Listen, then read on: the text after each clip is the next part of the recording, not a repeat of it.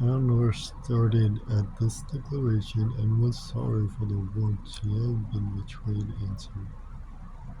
In speaking of him, she felt that Edward stood very high in her opinion. She believed the regard to be mutual, but she required greater certainty of it to make Marianne's conviction of their attachment agreeable to her. She knew that what Marianne and her mother conjectured one moment they believed the next, that with them to wish was to hope, and to hope was to expect. She expected to explain the real estate of the case to her sister.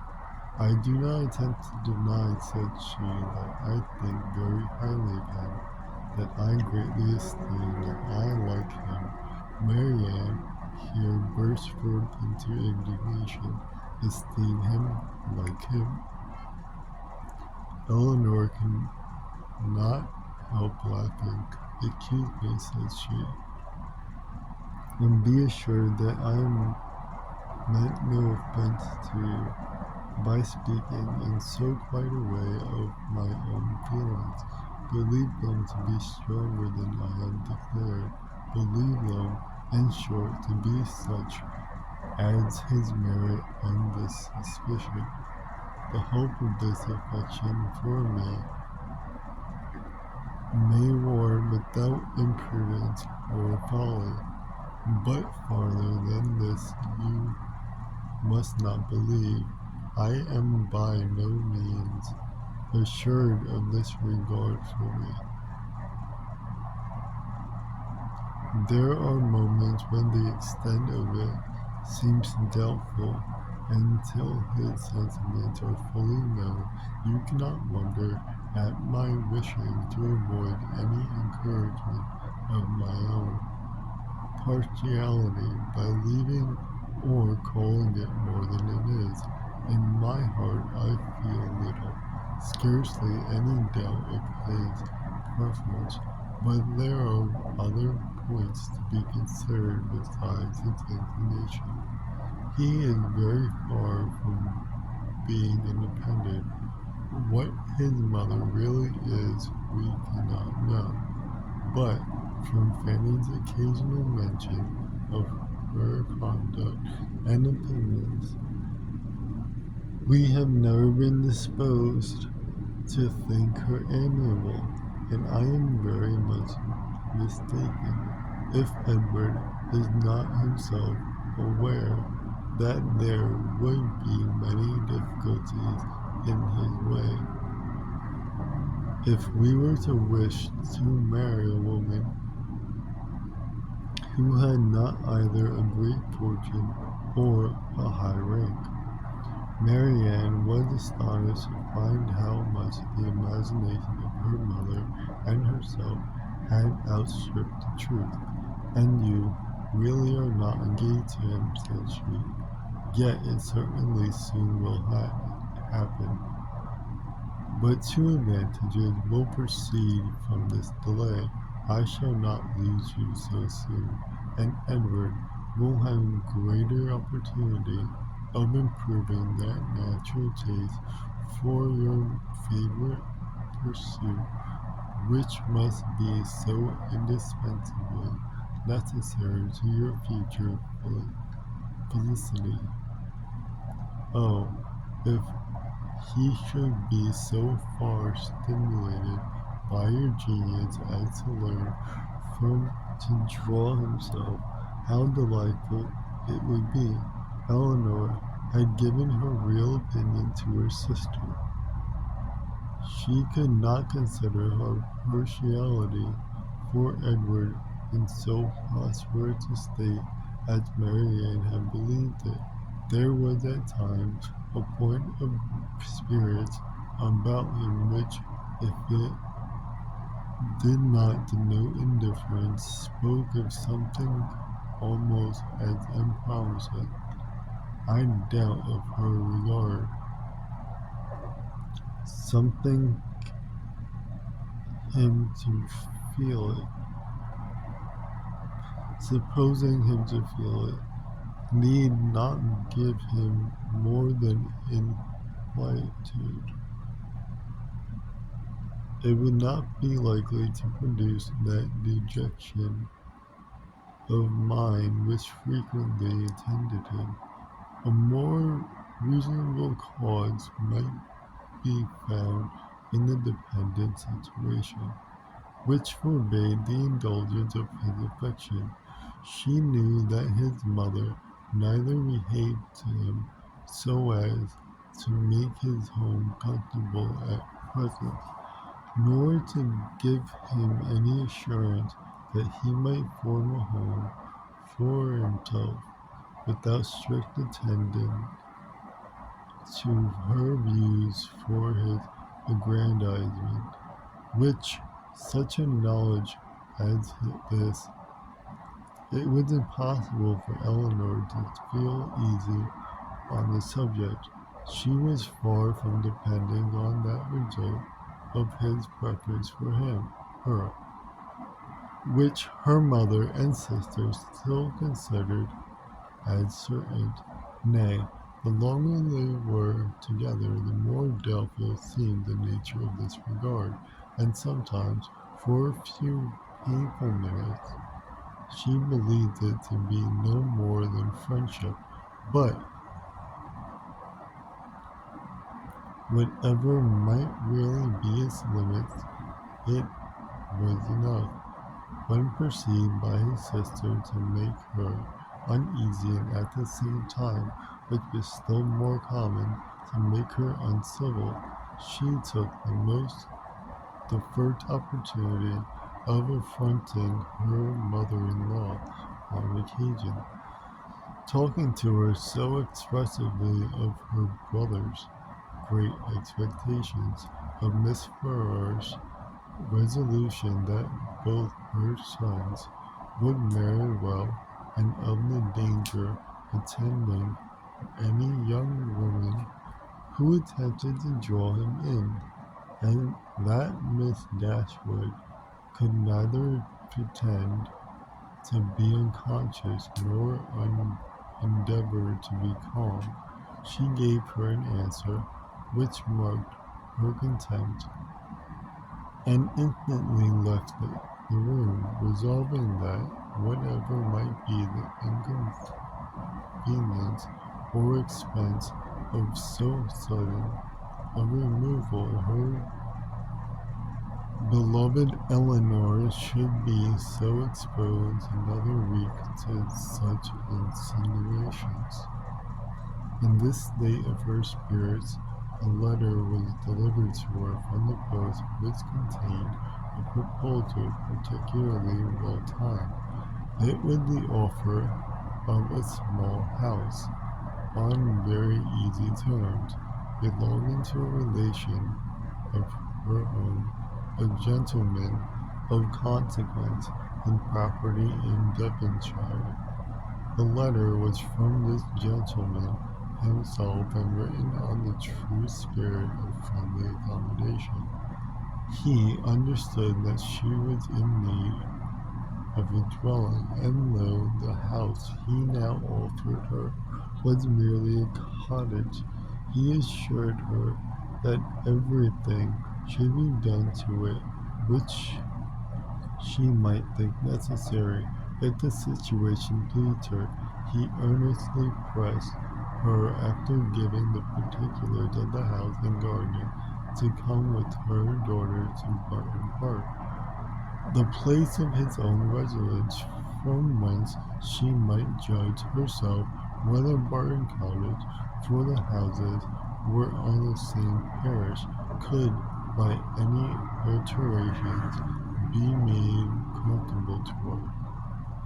He seemed really anxious, giving pleasure to his cousin. He seemed really anxious to accommodate them, and the whole of his letter was written in so friendly a style as could not fail of giving pleasure to his cousin, more especially at a moment when she was suffering under the cold and unfeeling behaviour of her nearer connections. She needed no time for deliberations or inquiries. Her resolution was formed as she read the situation of Barton in a country so far distant from Sussex as Devonshire, which but a few hours before would have been a sufficient objection to outweigh every possible advantage belonging to the place, was now its first recommendation. To quiet the neighborhood of Norland was no longer an evil. It was an object of desire. It was a blessing in comparison of the misery of continuing her daughter-in-law's guest, and to remove forever from that beloved place would be less painful than to inhabit or visit it while such a woman was its mistress. She instantly wrote Sir John Middleton her acknowledgment of his kindness and her acceptance of his proposal, and then hastened to show both letters to her daughters, that she might be secure of their approbation before her answer was sent. Eleanor had always thought it would be more prudent for them to settle at some distance from Norland than immediately amongst their present acquaintances. On that head, therefore, it was not for her to oppose her mother's intentions of removing into Devonshire. The house, too, and described by Sir John, was on so simple a scale, and the rent so uncommonly moderate, as to leave her no right of objections on either point, and therefore, though it was not a plan which brought any charm to her fancy, though it was a removal from the vicinity of Norland beyond her wishes, she made no attempt to dissuade her mother from the sending a letter of acquiescence, acquiescence, acquiescence. Chapter 5. No sooner was her answer dispatched than Miss Dashwood indulged herself in the pleasure of announcing to her son-in-law and his wife that she was provided with a house and should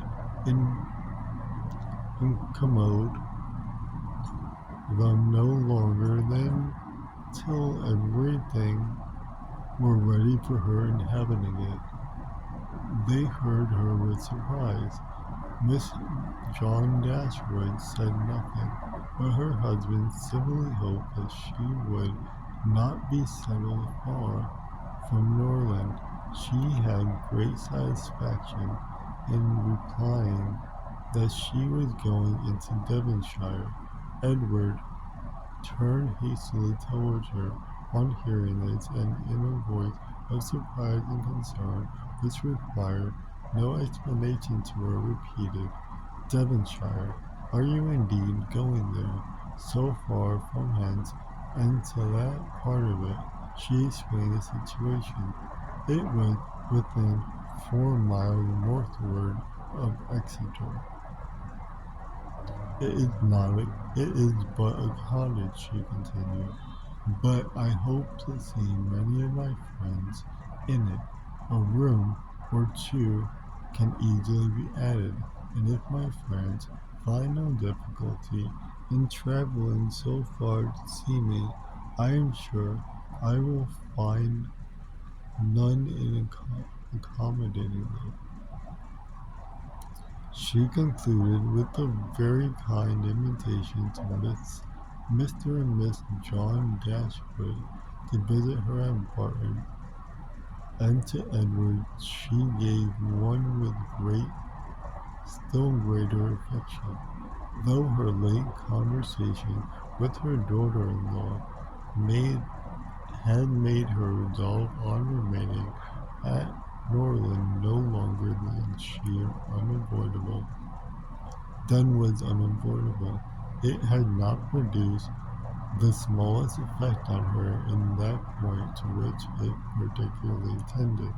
To separate Edward and Eleanor was as far from being her object as ever, and she wished to show Miss John Dashwood by this point invitation to her brother how totally she disregarded her disapprobation of the match.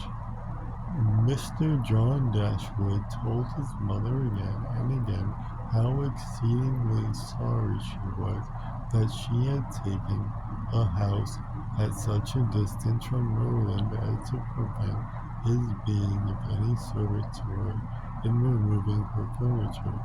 He really felt conscientiously vexed on the occasion, for the very exertion to which he had limited the performance of his promise to his father was by this arrangement rendered impracticable. The furniture was all sent around by water. It chiefly consisted of household linen, plate, china, and books, with a handsome pianoforte of Mary Ann's. Miss John Dashwood saw the packages depart with a sigh. She could not help feeling it hard that, as Miss Dashwood's income would be so trifling in comparison with their own, she should have any handsome article of furniture. Miss Dashwood took the house for a 12 month. It was ready furnished, and she might have immediate possession.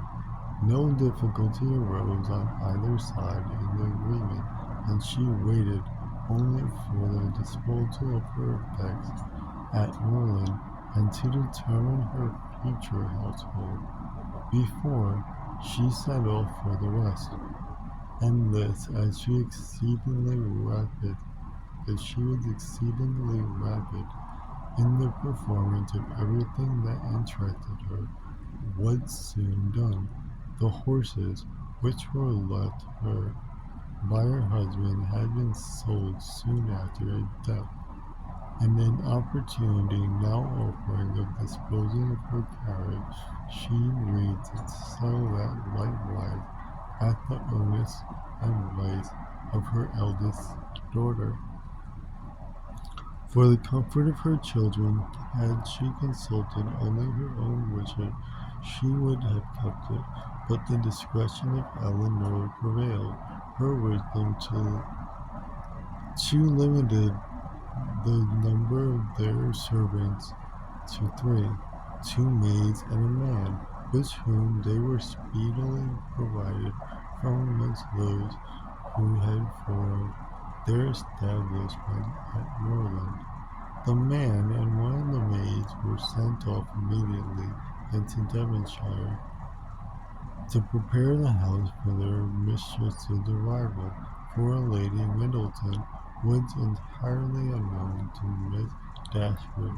She preferred going directly to the college to being a visitor at Barton Park, and she relied so undoubtingly on Sir John's description of the house as to feel no curiosity to examine it herself, till she entered it as her own. Her eagerness to be gone from Norland was preserved from diminution by the evident satisfaction of her daughter-in-law and the prospect of her removal, a satisfaction which was but feebly attempted to be concealed under a cold invitation to her to defer her departure. Now at the time when her son-in-law's promise to his father might have particular propriety be fulfilled, since he had neglected to do it on first coming to the estate. Their quieting his house might be looked on as the most suitable period of its accomplishment, but Miss Dashwood began shortly to give over every hope for the time, and to be convinced, from the general drift of his discourse, that his assistance extended no farther than their maintenance for 6 months at Norland. He so frequently talked of the increasing expenses of the housekeeping and of the perpetual demands upon his purse, which a man of any consequence in the world was beyond calculation exposed to, and he seemed rather to stand in need of more money himself than to have any design of being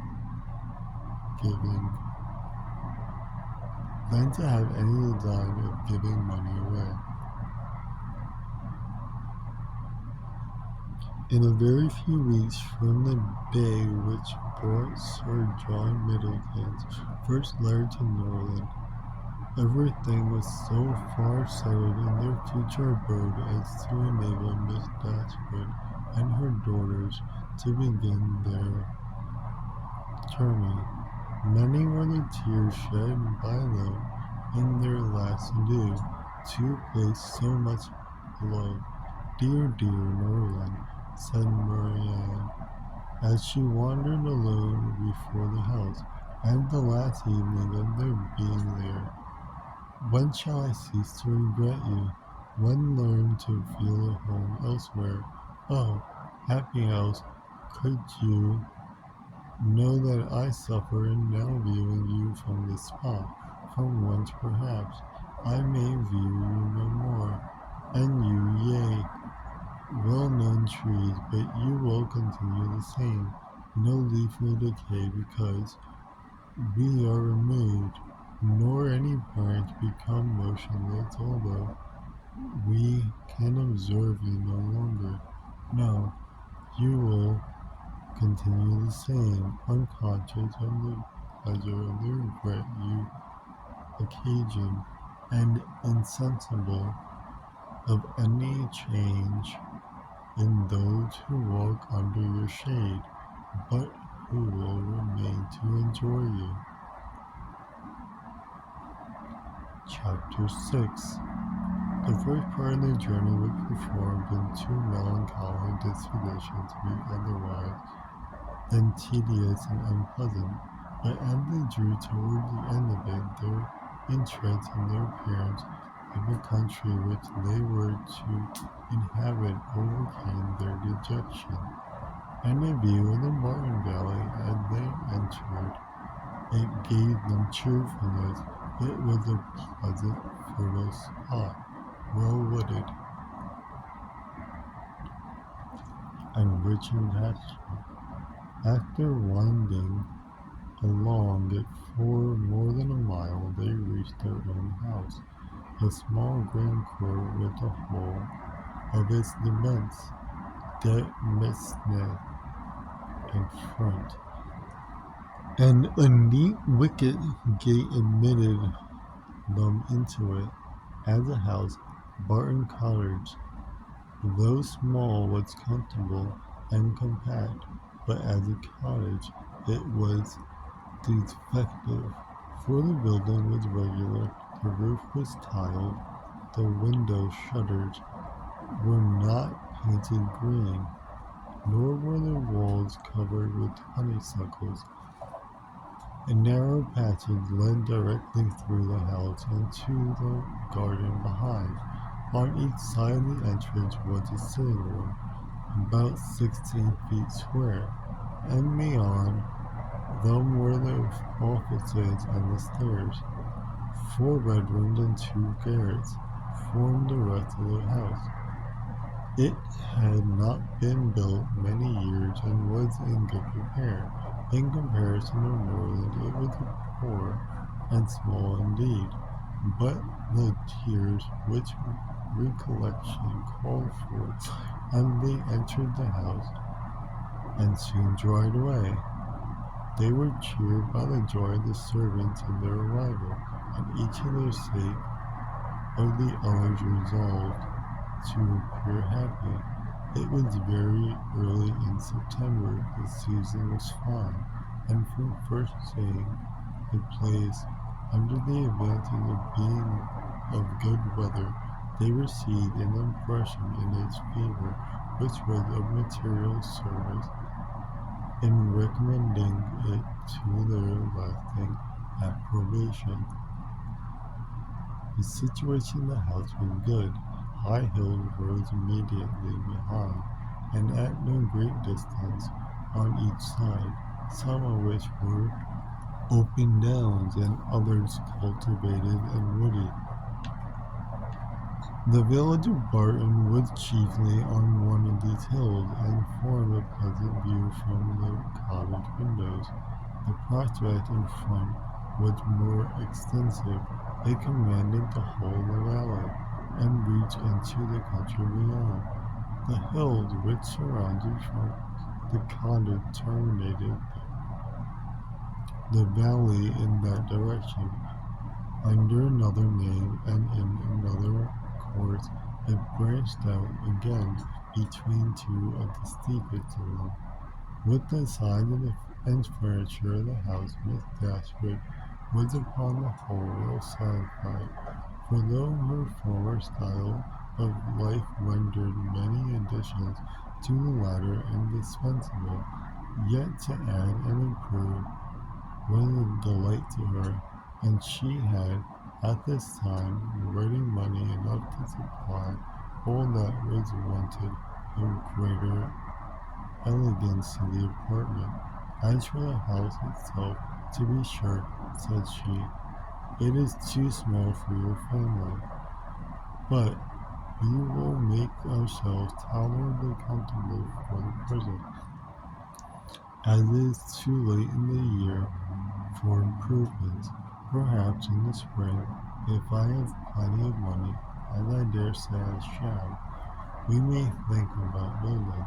These parlors are both too small for such parties of our friends as I hope to see often collected here, and I have some thoughts of throwing the passage into one of them, and perhaps a part in the other, and see, and so leave the remainder of the other for an entrance.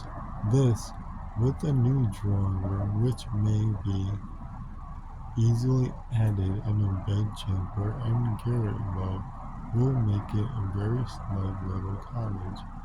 I could wish the stairs were handsome, but one cannot expect everything, though I suppose it would be no difficult matter to widen them. I shall see how much I am beforehand with the world in the spring, and we will plan our improvements accordingly. 2 more minutes. In the meantime, till all these alterations could be made from the savings of an income of 500 a year by a woman who never saved in her life, they were wise enough to be contented with the house as it was, and each of them was busy in arranging their particular concerns, and endeavoring, by placing around them books and other possessions, to form themselves a home.